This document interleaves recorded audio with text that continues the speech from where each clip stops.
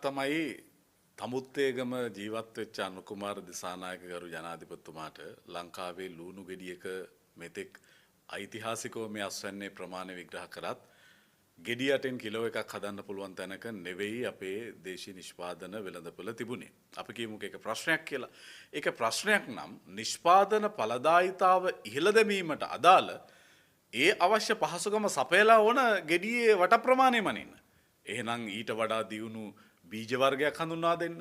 ඒ වගේම වගාවෙන් පස්සේ වට අවශ්‍ය සත්කාරයන් කරද්දි වෙනත් නවීන ක්‍රමවේද පාවිච්චි කරන්න. ඒ කිසිවක් නැතිව ලුණු ගැලෙව්වට පස්සේ ගෙඩිය වට ප්‍රමාණය මල්ල තේරුමක් නැහැනේ. අපි නිෂ්පාදන ඵලදායීතාව වැඩි දියුණු කර ගැනීම සඳහා යෝජනාවක් තියෙනවා නම් ඒකට එකඟයි.